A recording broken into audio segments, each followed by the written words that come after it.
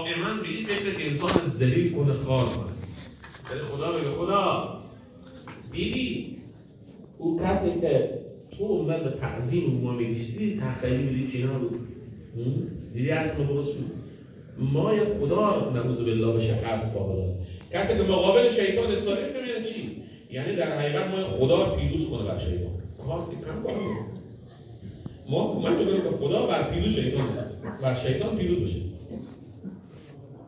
خدا بر شیطان پیروز بشه. شما فکر کنید شما کمک میکنید به دین خدا که خدا بر شیطان پیروز بشه. حرف خدا به کرسی میشینه، خدا به شما چیکار میکنه؟ یک وقت داریم بگم من میگم یک وقت داره یک نفر ساده کنم، یک نفر برای پیغمبر، یک برای خدا کنم. اینا ساده نگید. لذا که یک سر شیطان میگم. شیطان یوزلو اولین دشمنه. با هیچ کس هم درسی نداره. هر کس را مزدقمی، آقای امیری بلغمی، آقای سیغی بلغمی. درست شد؟ اسماعیل جان بلغمی، دیگر سوزا جان بلغمی، آقای ننو بلغمی، هر کس را بلغم خود بود. اصلا هیچ کس هم دست نمیده. ما داخل روایت داریم که شیطان به سراغ همه پیغمبران رفته. 124,000 پیامبر، ما و شما که عدد نخود کنیم، عدد نیم. به سراغ 124,000 پیغمبر رفته، هر کدوم اینا میخواست گل بزنه. غیر از اینکه به سراغ پیغمبر اکرم محمد مصطفی نه. دلیل چیه؟ چون پیغمبر از اول میشناسه، میفهمه این کسی نیه که خود میگه ولی از این زحمت نکشم، این نتیجه ولی نمیده. بعد اون وقتی که شیطان از اون ناامیده میگه ولی نتیجه نمیده. لذا به سراغ پیغمبر نرفت. حتی گاهی وقتا پیامبر شکایت میکرد، میگفت ای پیامبر درسته من شیطان تو زحمت میکشم، من این امت رو بعد از زحمت‌ها چیه؟ نه؟ خلاص میکنن. این که همدیگر دست میدن، این که همدیگر با آغوش میگیرن، این که همدیگر کمک و معاونت میکنن. یک کس اینا با وسیله فقر ما کافر کنن. یک کس به وسیله قرضداری ما کافر کنن. یک کس به وسیله نفس ما کافر کنن، از بین برن. اما اینا با همدیگر معاونت میکنن، کمک میکنن، دست همدیگر میگیرن، یا همدیگر دست میدن، همدیگر با آغوش میگیرن، با محبت به همدیگر سلام میکنن. بر پیامبر درود میفرستن، صلوات میفرستن. اینو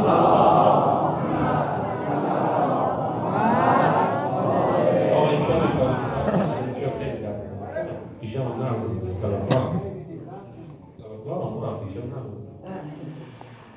و عزیزان عجیب اینه که سر وقت بزرگترین پیامبران رسیده. حضرت عیسی روح الله به سجده بود، میگفت سبوح قدوس ربنا و رب الملائکه و روح. یک بار شیطان آمد گفت حضرت عیسی داری چیکار میکنی؟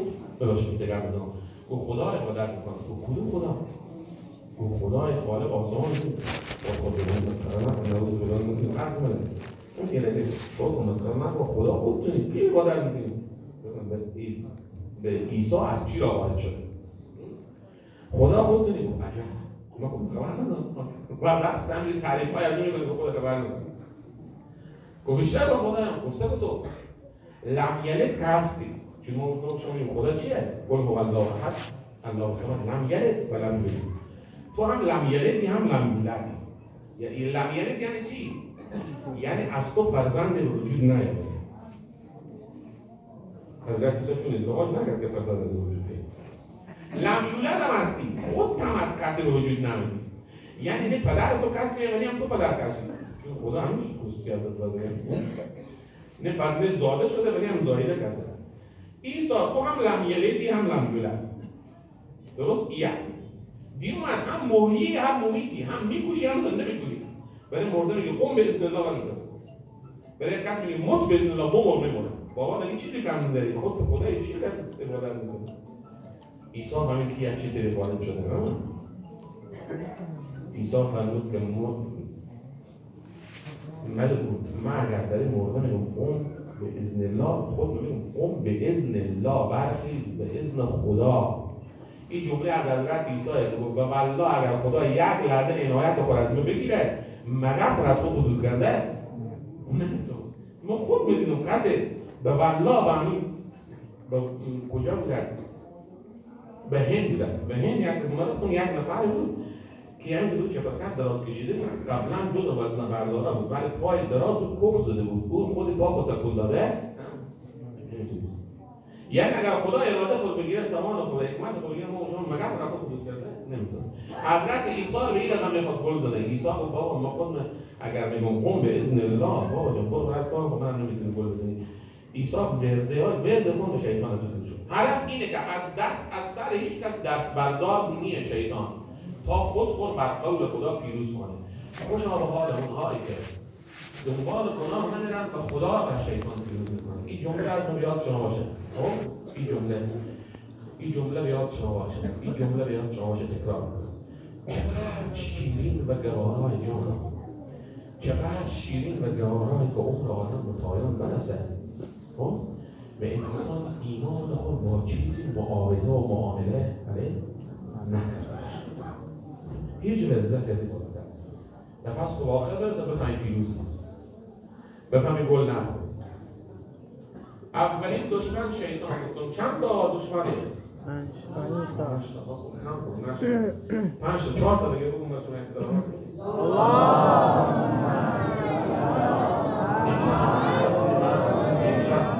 اعضای فاطمه زهرا رو هم نگه داریم. امشب عشق بریزیم و به خاطر او عشق به حرمت او عشق از خدا باز شدن قفله ها بخواهید، باز شدن درهای دستر من خیلی گرفتار از بکنه.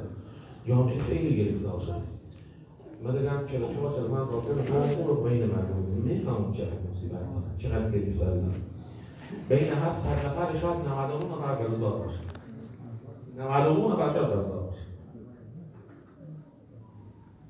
بیکاری، مریضی، گرفتاری، خیلی گرفتاری ها زیاد. به هر حال دومین دشمن قسم خورده انسان شیطان میاد درون خود مانه نفسون اکبر شیطان یوزندو نفسون تصوبها نفسی که تجادله تصوبها دائما در حال مجادله با انسان یک مقدار میکشن طرف خوبی باز پس برو چه باشه پس ببره ای برو طرف اینان پس برگرد برو طرف اینان پس برگرد یه بخصات سعی میکنه مثل برد سفیدی برای سردیش و شیشته خلاص هیچ کار نداره. نفسون تنازعو دشمن دوم انسان نفسه که دائما با انسان در کشمکشه.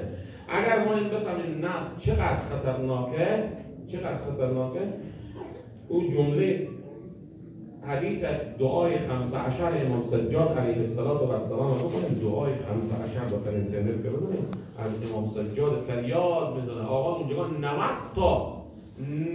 تا از وسوسه های نفس برای انسان میشه. نه این ادامه رو پخش میگذاره. اول شیطان دوم نفس. عزیزانی که کنار مجلس فاطمه زهرا رشد کردی تعهد سپردی با علی باشی. تعهد سپردی اگر اشک علی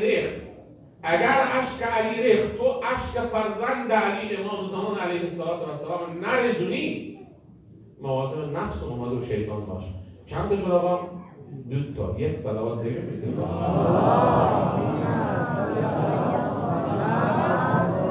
حرف متوجه هم سومین دشمن ما و شما قاتلون کافرون یقاتلون نه شیطانه نه نفسه کفارم. کافرون یقاتلون کفاری که دائما در فکر برانداختن و به هم انداختن مسلمان ها به انسان ها. هیچ کس از کفار روی خوش به شما نشونده. اگر روی خوش نشونده پشت پرده یک حرفا دیگه فکر ندارم اگه یک کسی برای شما کمک کرده کسی برگ سبز برای شما نشون داد عاقبت به خیری شما نمایه بگی که ما شما سعادتمند بشیم. نه خدا 1400 سال پیش به گوش ما خونده لن ترضا عنک الیهود و لن نصارا حتی تتبع ملتهم. عزیزان فراموش میگه نکنی خدا میگه بندگانم فراموش نکنی گل نخوری. اگر وقت دست کمک به از کفار و طرف دراز شد فکر نکنی بود چرا سبز از اونا چرا سبز دائمی ها اونا خیر و سعادت رو این اصلا از تو راضی نمیشن. لن ترضا عنک الیهود و النصارا حتی تتبع ملتهم. 2 حالت داره. در 2 صورت از تو راضی میشن. یا این که خدمتگزار اونا باشی تتبع ملتهم چون اونا خود رو برتر میزنن. یا این که باید جزیه بده مثل حیوان کار.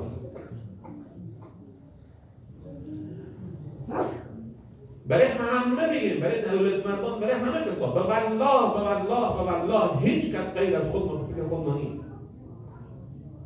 هیچ کس. تاریخ افغانستان، تاریخ جهان نشون دادیم. اونا دائما به فکر برهم انداختن مسلمان‌ها هستند. البته یک نکته دیگه هم هست در نظر جامعه شناسی رو شما عرض می‌کنم. دوستانی که جامعه شناسی خوندن می‌فهمید که نفوس جهان تا سال 2050 انفجار می‌کنه. یعنی انفجار می‌کنه، یعنی خیلی زیادتر از چیزی میشه که شما فکر می‌کنید. خیلی زیادتر. حالا حدود 8.5 میلیارد انسانه، روزا ممکنه 20 میلیارد انسان باشه. مواد خام دنیا، انرژی خام دنیا، غذای خام دنیا کفاف این همه جمعیت رو نمی‌کنه. یعنی این همه جمعیت نمیتونن با آسایش باشن. اگر خواسته باشن یک عده از ما بهترون با آسایش باشن، باید یک عده دیگر بردارن. لذا اونا به فکر اینن که جهان سومی ها نابود بشه تا ولی از اون چیز بیشتر برسه، تا اونا بتونن با آسایش زندگی کنن. اینا انرژی مفت جهان رو استفاده نکنن، اینا غذاها و سرمایه دنیا رو استفاده نکنن. لذا هر روز یک مکتب، هر روز یک مذهب بسازن، هر روز یک ایده بسازن، هر روز یک تفکر بسازن، هر روز به یک کشور حمله میکنن، هر روز به یک کشور کمک میکنن تا از زیر همه نجات پیدا کنه. هدف همه برهم انداختن مسلمان‌ها و انسان‌ها و از بین بردن نابود کردن. سومین دشمن اول شیطان، دوم نفس، سوم کافر رو ببخشه. چهارم عجیبه، کافر نیست، مسلمانه. چهارمین دشمن خیلی خطرناک‌تر از کافر که اول شیطان بود، در اون نفس، سوم کافر. این که بهشان رو بده که تکرار بده که حفظ کنید. منافقون یکرزون، کسی که به چهره اسلام، به چهره مسلمان. اما دلارایی که به دبی، دلارایی که به امارات به حساب از اون رفته میشه، دلارایی که به کشورهای اروپایی به حساب از اون رفته میشه، چهره از چهره اسلام کرده، اما درونی مثل قبر کافر تاریکه. منافق. چقدر مسلمان ها در طول تاریخ افغانستان از این منافقین لطفه بردن؟ چقدر؟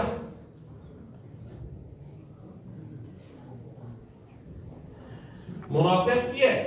هر کسی که به هر وسیله‌ای بین امت واحده پیامبر عزیز اسلام محمد مصطفی دورگی ایجاد کنه منافق. هر کسی که دورگی ایجاد کنه منافق. همه این مسلمان ها قائل و اشهد ان لا اله الا الله و ان محمد رسول الله.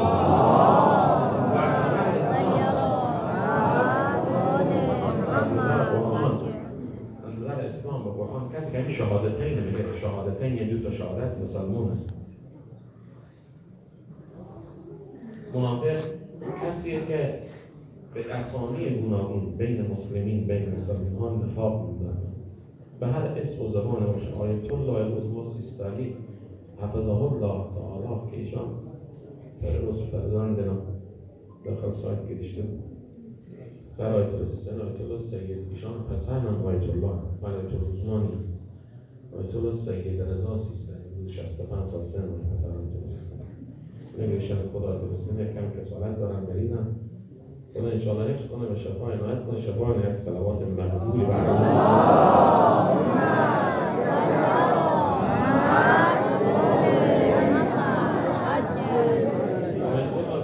مرجع تغییر ما. ایشان می‌فرماید از هر زبانی که نفاق بیرون زبان شیطان، این زبان اسلام بگو شیطان. چهارمین دشمن که اول شیطان، دوم نفس، سوم کافر کفار و چهارم منافق. چهارمین دشمن که ممکنه نابود کنند، ممکنه با بهانه‌های گوناگون مشکلات ایجاد کنند، ایمان بگیرن. چقدر منافقین هستند، چقدر تلویزیون در دنیا.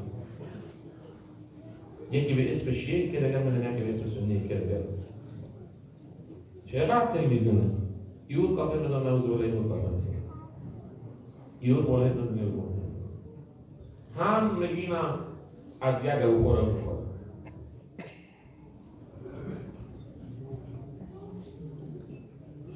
شما کنار مجلس فاطمه زهرا آمدید، ایمان گرفتید، اعتقاد تو مستحکم شده.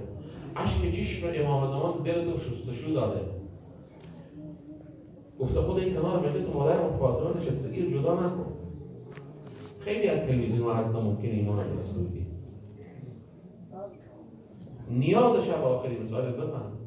آگاه‌تر بشه، آگاه هستیم.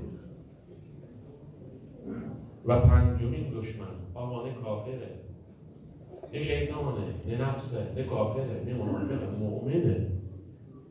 عجیبه. پنجمین دشمن مؤمنه. برادر دینی دست بیاد کاسه کنیم میکنه. اما مؤمن و یحسدو، مؤمن حسوده. مؤمن حسود که نمیتونه تو تحمل کنه، نمیتونه وضعیت خوب مالی تو تحمل کنه. ممکنه با شریکات وقت بزنه تو نابود کنه، ممکنه با رقبای تو خرابکاری کنه. نمیتونه وضعیت سلامتی تو، نشاط تو تحمل کنه. نمیتونه وضعیت خوب خانوادگی تو تحمل کنه. نمیتونه فرزندان سالم تو تحمل کنه. نمیتونه جایگاه اجتماعی تو تحمل کنه. لذا چاره هم نیه از مؤمنین حسود. از مؤمنین حسود چاره هم نیمه نشناسی هم.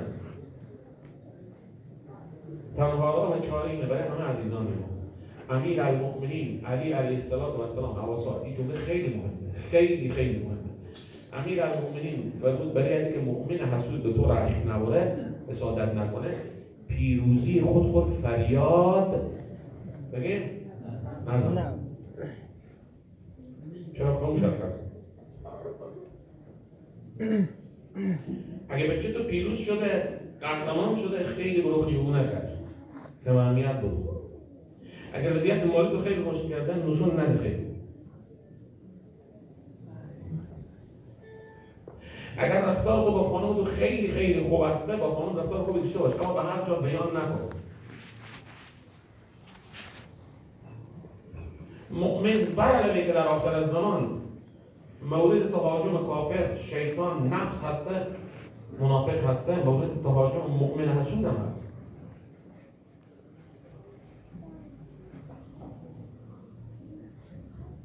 آمدی کنار مجلس فاطمه زهرا سلام الله علیها. امام هست نمایی از او جدا بشی، نمای شیطان، نفس هم نمای دنیا، نمای محبت به دنیا تو از او جدا کن. نمای تلویزیون ها، نمای سایت ها، نمای موبایل ها، اینا تو از او جدا کن. قبل این نعمت بودم تو به خدا با چقدر زحمات تو کشون داخل مجلس. کازر و کوزه داده، کوزر و کازه داده تا تو توفیق پیدا کنی به کنار مجلس بشی. این زحمت خراب نکن. اشک بر فاطمه زهرا و بر درد علی و بر مصیبت های امام زمان دلها شستشو میده، به یقین دار.